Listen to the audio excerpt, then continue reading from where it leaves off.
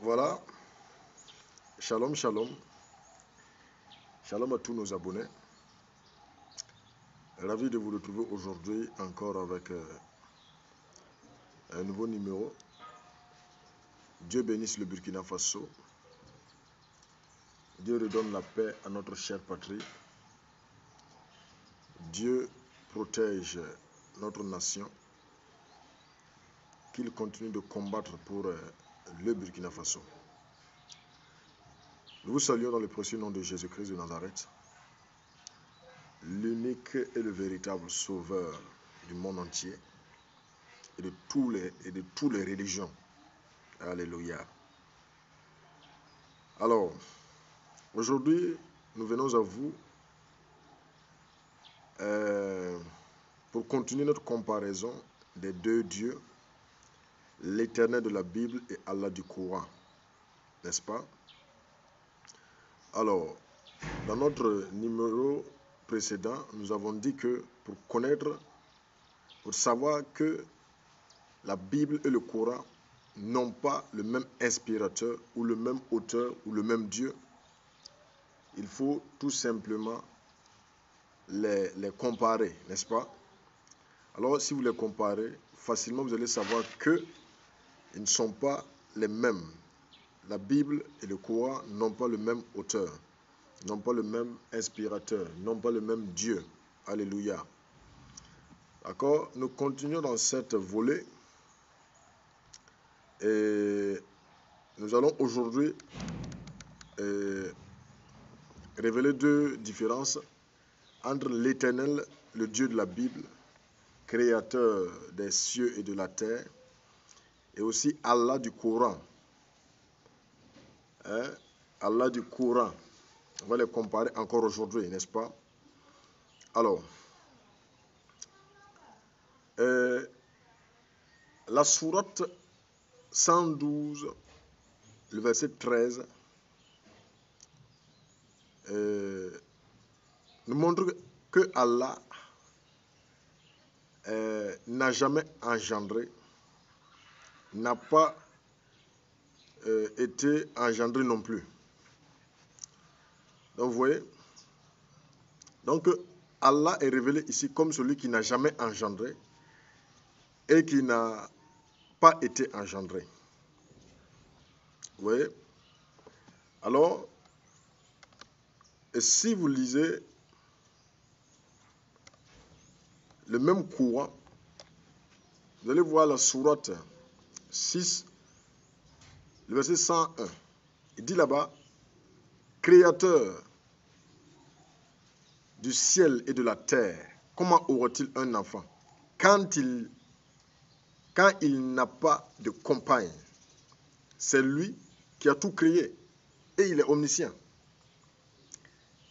Je le répète, la sourate 6, le verset 101. Il dit ceci, créateur des cieux et de la terre, comment aurait-il un enfant quand il n'a pas de compagne? C'est lui qui a tout créé, il est omniscient. Donc, la sourate 106, le verset 101 nous montre que Allah n'a pas de compagne. Donc, comment aurait-il un enfant quand il n'a pas de compagne? Donc, le Coran nous montre que son inspirateur est incapable d'avoir un enfant parce qu'il n'a pas de compagne. Comprenez? Donc, le créateur des cieux et de la terre, lui, il n'est pas limité. Si Allah est le créateur des cieux et de la terre, il peut avoir un enfant sans passer par une compagne.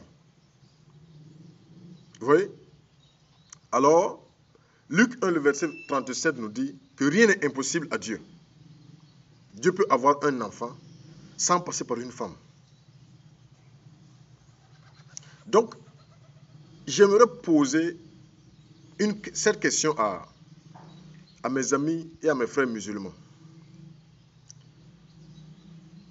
Allah est-il le créateur des cieux et de la terre?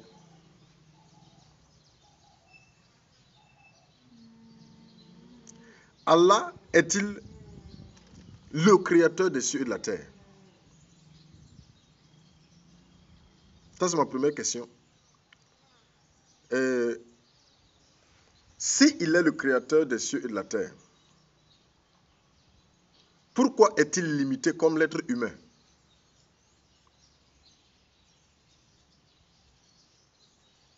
Je répète, le Dieu que nous, on connaît, lui, il n'est pas limité comme l'homme. Tous sont d'accord que l'homme a besoin d'une compagne avant d'avoir un fils. Et si Allah aussi a besoin d'une compagne pour avoir un fils, c'est qu'il est limité comme l'être humain. Et la Bible nous montre que l'Éternel, le Dieu de la Bible, lui, il n'est pas limité. Lui, rien ne lui est impossible. Il peut avoir un fils sans passer par une femme. Et Allah a besoin de passer par une compagne pour avoir un fils. Donc vous voyez, je le relis pour que vous compreniez ce que je veux dire. La sourate 6, le verset 101 dit ceci. Créateur du ciel, des cieux et de la terre, comment aurait-il un enfant quand il n'y a pas de compagne? Quand il n'a pas de compagne. Donc pour dire que Allah est limité, il ne peut avoir un fils sans passer par une femme.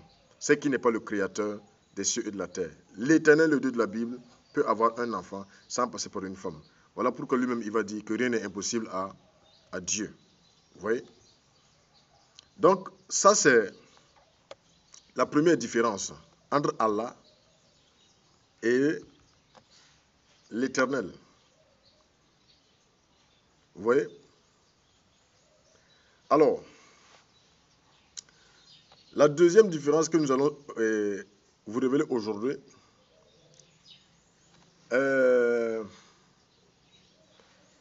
c'est que Allah, nous allons vous montrer comment est-ce que Allah parle. Allah parle depuis où ça? La sourate 19, le verset 24.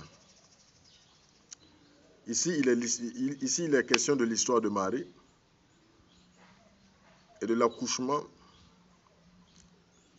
de Jésus. Non, pas de Jésus, mais de Issa. Alors, la sourate 19, le verset 24, dit ceci. Alors, il appela de dessous d'elle, lui dit, ne t'afflige pas, ton Seigneur a placé à tes pieds une source. Vous voyez que ici,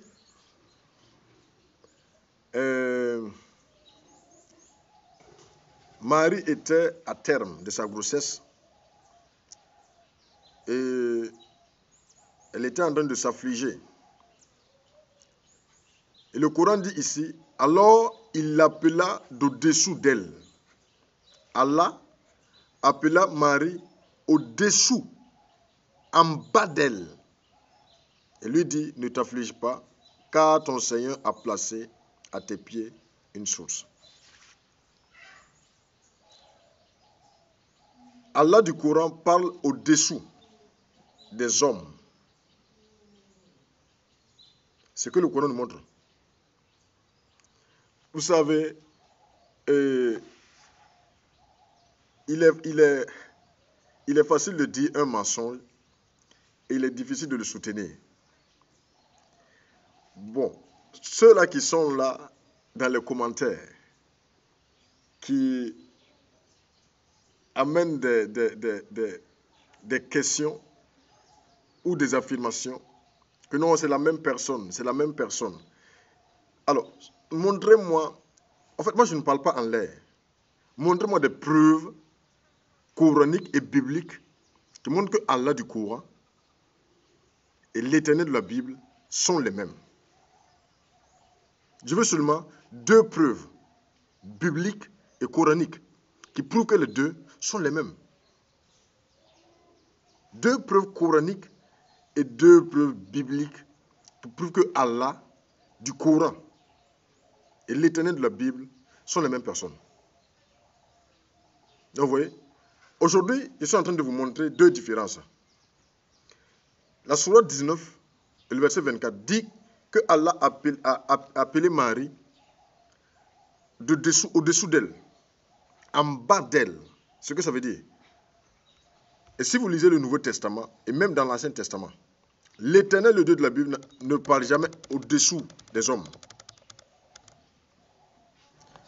Dans la Nouvelle Alliance, aussi si vous voulez dans le Nouveau Testament, vous allez voir que Matthieu 3, le verset 16 dit ceci.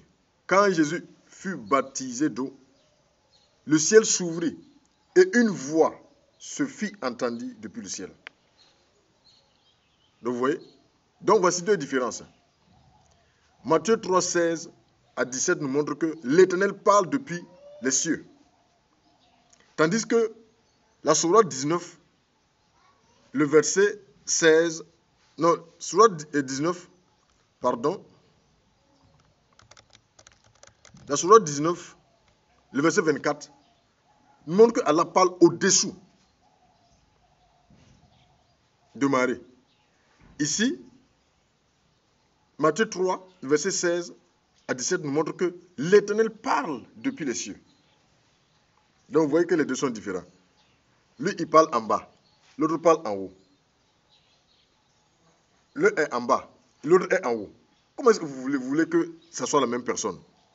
Donc, j'attends vos différentes réactions et vos différents commentaires. Voilà. N'oubliez pas de vous abonner massivement. L'Éternel bénisse le Burkina Faso. Qu'il redonne la quiétude à notre chère patrie. Qu'il continue de déjouer tous les plans diaboliques, sataniques. Qu'il continue de restaurer totalement notre nation. Béni soit l'Éternel, le Dieu d'Israël. Shalom, shalom. À la prochaine.